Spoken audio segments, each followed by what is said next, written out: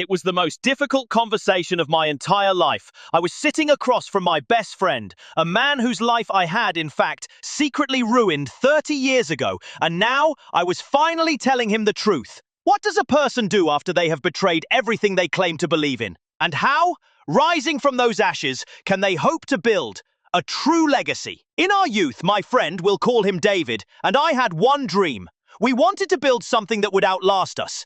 Our small furniture workshop was our pride. We poured more than just labor into it. We poured our souls. It was meant to be our contribution, our life's work. But I had a weakness, a deep, hidden fear that I wasn't successful enough, that my ambition outpaced my talent. This fear, this insecurity, as we so often find, can become a quiet poison. And then, one day, an opportunity came. A large corporation made me an offer, but only me.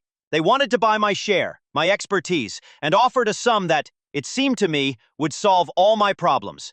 I convinced myself it was just business, that David would understand, that it was the sensible move. We are remarkably skilled at finding justifications for inexcusable actions, especially when driven by fear. I lied to David about the reasons. I told him I was burned out.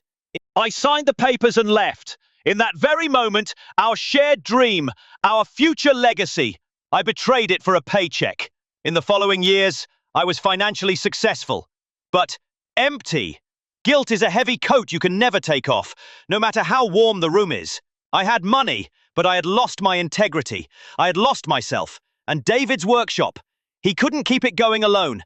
It closed within a year. Years passed. I couldn't live in that silence. The guilt was eating me from the inside.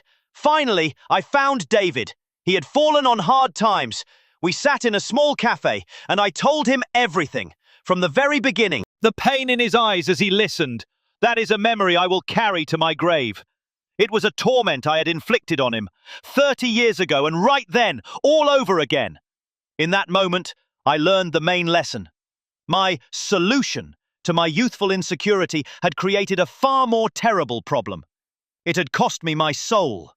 But this story, thankfully, does not end there. I understood that apologies alone are nothing. Words are empty without action.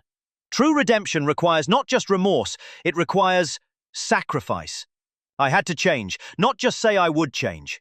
I took all the money I had earned from that deal, with 30 years of interest, and I proposed a new idea to David. Not a business, but a contribution, a community workshop to pass on our craft, our shared craft, to the next generation, for free. And I asked David, the man I had so deeply betrayed, to lead it, to build a new legacy with me. It took years before he could trust me again. But today, that workshop stands. Our friendship was never the same as it was in our youth. It became something different, perhaps something deeper. It was rebuilt on a firm foundation of bitter truth, perseverance, and a shared purpose. Not a business, but a contribution, a community workshop to pass on our craft, our shared craft, to the next generation, for free. And I asked David, the man I had so deeply betrayed, to lead it, to build a new legacy with me. It took years before he could trust me again. But today, that workshop stands. Our friendship was never the same as it was in our youth. It became something different, perhaps something deeper. It was rebuilt on a firm foundation of bitter truth, perseverance, and a shared purpose. We often believe that our legacy is the flawless, beautiful story we leave behind.